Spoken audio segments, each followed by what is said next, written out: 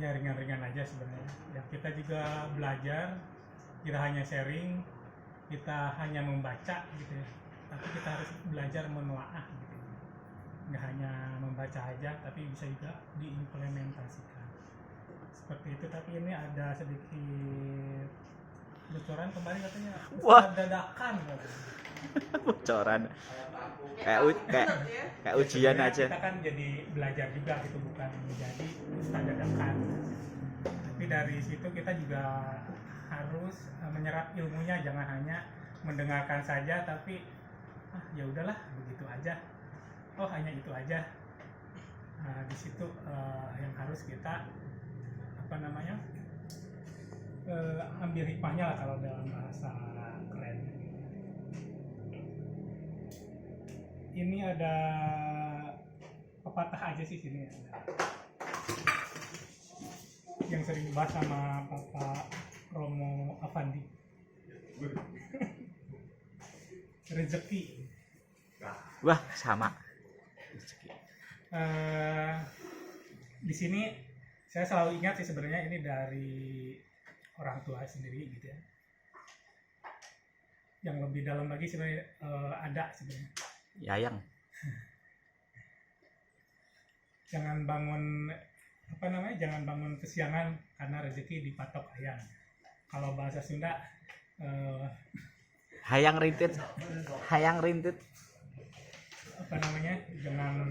jangan bangun pagi atau jangan bangun kesiangan, tapi nanti rezeki diambil orang gitu. Tapi pada dasarnya sebenarnya rezeki itu kan udah diatur, bukan bakal diambil ayam gitu sebenarnya.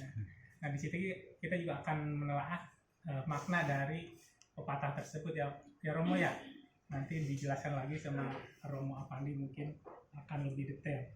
Di sini saya hanya mengutip aja. Kalimat yang dimaksud adalah motivasi aja, bukan hanya ibarat gitu, bukan dari sisi bakal diambil gitu. Tapi pada dasarnya rezeki itu ada 3. Yang pertama, rezeki yang dijamin oleh Allah gitu. Udah pasti kita akan semua dapat rezekinya dari Allah Subhanahu wa Ta'ala. Gak bakalan tertukar itu rezeki, tapi caranya ada lagi gitu ya. Contoh yang dijamin itu kita bisa makan, itu pasti kan minum, itu udah nafas, itu udah pasti dijamin oleh Allah. Yang kedua, rezeki yang ditakar, ada takarannya. Misalkan kita bekerja, kita menjual harganya harus sekian, itu yang ditakar. Yang ketiga, rezeki yang digantung. Nah, digantung di sini bukan Jemuran.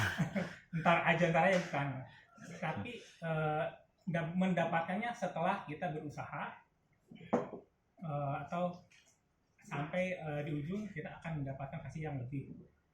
Contohnya berwirausaha atau berdagang, itu kan untungnya nanti akan berasa setelah di ujung.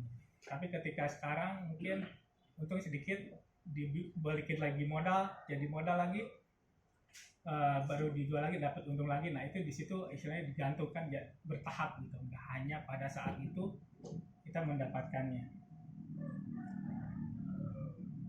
Tapi kenapa ayam dijadikan saingan manusia gitu kan, seolah-olah gitu kan, itu hanya sebagai pembanding aja, atau kiasan, bukan lantas jadi membenarkan ayam itu akan mengambil rezeki kita.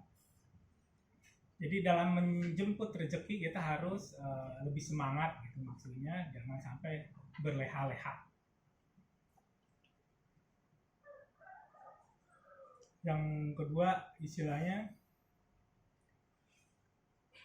ayam itu bangunnya sangat pagi gitu. Kadang-kadang sampai jam 3 atau berkokoknya aja sampai. Terus induk ayam akan mengajak anak-anaknya bangun pagi untuk mencari makan. Jadi di situ udah mengajarkan bahwa mereka hewan pun istilahnya mengais rezeki itu sedari awal. Nah, kita nyantai, lihat, ntar aja jam 8, ntar aja jam 9 berangkatnya. Atau enggak, meskipun kita udah rencanakan masih pagi. Jangan sampai seperti itu sebenarnya. Balik lagi tadi yang di awal, sebenarnya ada yang namanya ustadz dadakan. Sebenarnya kita kan nggak mengambil itunya, tapi ada pelajaran di situ. Kita harus belajar sebenarnya. Jadi jangan sampai kita hanya mengambil ilmu dari satu tempat lalu kita menceritakan, tapi sebenarnya itu akan bersinggungan dengan hal yang lainnya. Dan ternyata dalam Islam itu ada 15 ilmu yang harus kita pelajari, dan itu pun belum cukup. Makna ustadz sendiri adalah pendidik. Kalau di kita sebenarnya ibaratnya jadi guru atau pengajar. Yang pertama, saya bacakan ya. Ilmu lugot atau teologi, ilmu yang mengetahui arti setiap kata dalam Al-Quran. Nah, di kita juga istilahnya jangan sampai baca Al-Quran itu salah, ternyata memang harus mengerti, karena akan berbeda tafsiran ternyata di situ ya. Tapi untuk belajar itu masih wajar, tapi kita harus tetap belajar.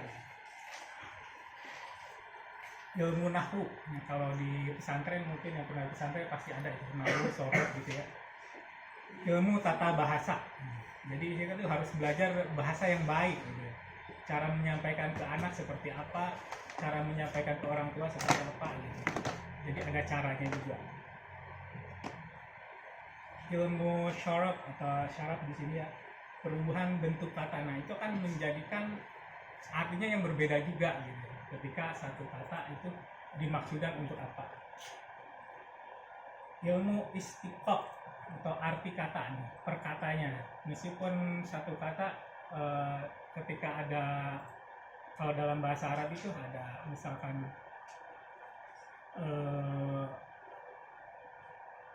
Allahu, ya Allah gitu. Allah wahad, tambah katakan jadi ada Allah Maha Esa. Jadi ketika satu kata itu diucapkan itu harus mengerti. Ilmu ma'ani, ilmu ini sangat penting diketahui karena ilmu ini menentukan susunan kalimat yang dapat diketahui maknanya. Jadi gak hanya membaca aja, tapi harus mengerti maknanya dan harus benar. Ilmu bayan, ilmu yang mempelajari makna kata yang zahir atau yang tersembunyi. Mempelajari kiasan, yang tadi masalah kiasan itu kan ada sebagai pembanding atau percontohan atau permisalan kata. Ilmu badi, ilmu mempelajari keindahan bahasa. Jadi harus indah gitu kita menyampaikan itu, jangan sampai hanya semangat aja, tapi kalau indah mungkin akan lebih diterima gitu. Ilmu qiraat, ilmu yang menentukan makna paling tepat atau makna dari suatu kata. Jadi ada penekanan kalau qiraat. Ilmu aqaid, ilmu yang paling penting dipelajari berdasarkan keimanan. Kadangkala suatu ayat yang diartikan zahir tidak mungkin dibentukkan bagi Allah Subhanahu wa taala. Untuk memahaminya perlu takwil ayat. Jadi harus benar-benar dipelajari dasar-dasarnya.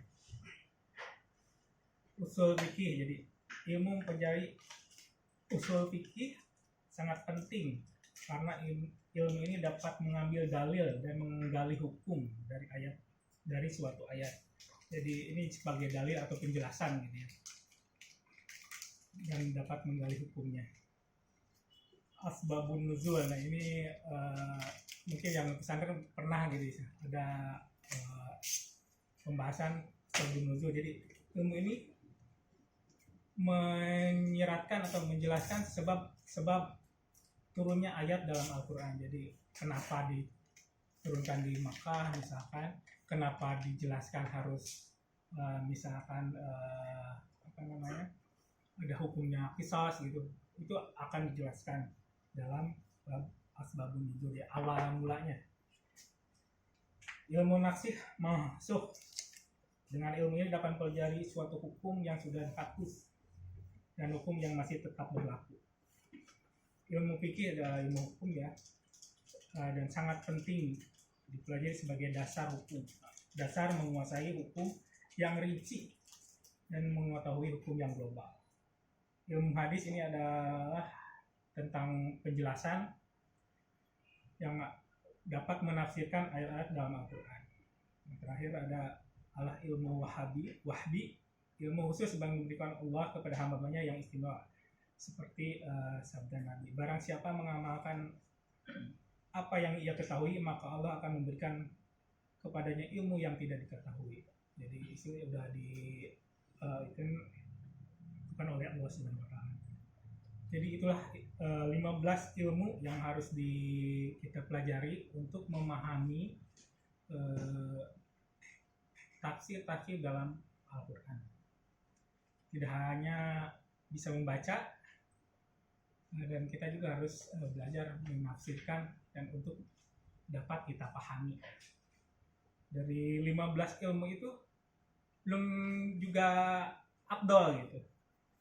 Ada juga ilmu kalam atau teologi yang harus kita pelajari. Juga ada tambahan lagi biar lebih afdol lagi, ada namanya ilmu kita belajar filsuf atau filosofi. Karena istilahnya banyak juga filosof setelah zamannya Rasulullah. Karena Nabi juga sebagai mengikuti Sufi gitu ya, atau dibilang Yufi. Paling di sini disebutnya karena Nabi adalah sebagian sahabat juga adalah manusia yang paling Yufi. Ya, itu istilahnya dengan fenomena yang dibilang fenomena. Sama Rudi sih ngobrol, wah itu ide bagus katanya, ustaz dadakan. Tapi di sini kita bukan jadi ustaz dadakan, kita sama belajar lah, memahami sharing ilmu. Kita belajar ini, yang lain belajar ini, dijelaskan, dan kita semoga bermanfaat buat kita semua gitu. Jadi jangan buat pribadinya masing-masing, karena juga menyampaikan satu ilmu itu yakin Allah akan menambahkan ilmunya kepada orang tersebut. Mungkin itu yang dari saya, semoga bermanfaat buat rekan-rekan. Terima kasih. Assalamualaikum warahmatullahi wabarakatuh. Waalaikumsalam warahmatullahi wabarakatuh.